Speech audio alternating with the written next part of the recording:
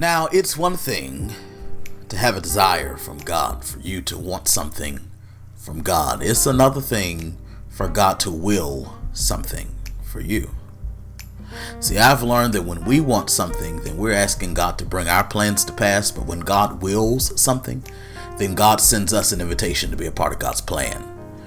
And can you imagine the awkward tension of God giving you an invitation to be a part of God's plan, but your doubt finds you talking your way out of it?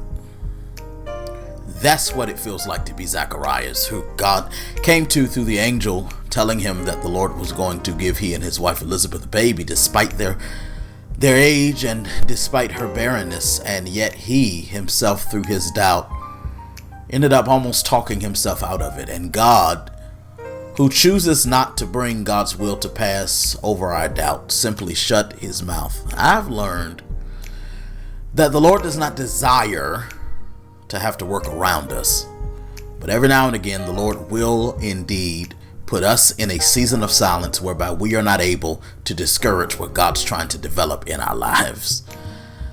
I can be a witness to the fact that it's a very hard feeling for you to have something God's developing, but you lose your voice and you're not able to speak life to it.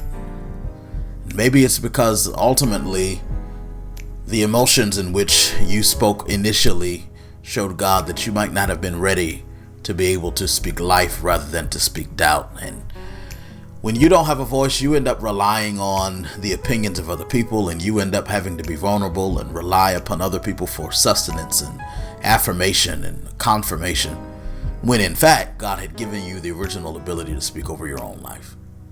Imagine being Zacharias and Elizabeth, and now it's time for the baby to be born, and the people around Elizabeth are saying, "Name the baby Zacharias," even though Elizabeth said his name is John.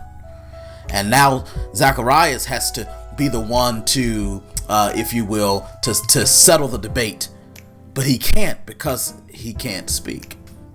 See, I want you to see how weighty and how important your words are. And as a consequence, when you are in a position where you're able to speak life over that in which God has given you, it becomes subject to whatever anybody else wants to say. Now, let me show you how to find your voice. You simply find your voice by using whatever you have left to come into agreement with God. Zacharias couldn't speak, but he could write, and he notions for them to give him a tablet, and he writes down, "His name is John." And this week, I want you to focus on coming into agreement with God. Never mind what you feel you don't have a voice for. Find a way to communicate with God. In what way are you able to speak life? Find a way to do that. Maybe I'm not able to speak, but I can write. Maybe I'm not able to be independent, but I can do this. Maybe I'm not able to do as I normally would, but you know what, devil? I'm not going to allow that to make me discount myself from being involved in this process. And I'm definitely not going to allow a new thing to have an old label. I'm going to tap into whatever I possibly can. And what I'm telling you today is when you use what you have to come into agreement with God, then God will restore your mouth. And maybe the lesson in all of it for Zacharias and for us is that your voice isn't limited to your mouth. That God has given you various ways to speak life. And I'm telling you today to consider for the rest of this week how important it is for you to find your voice. Don't let God develop something in your life that you don't create the posture that enables you to speak it into.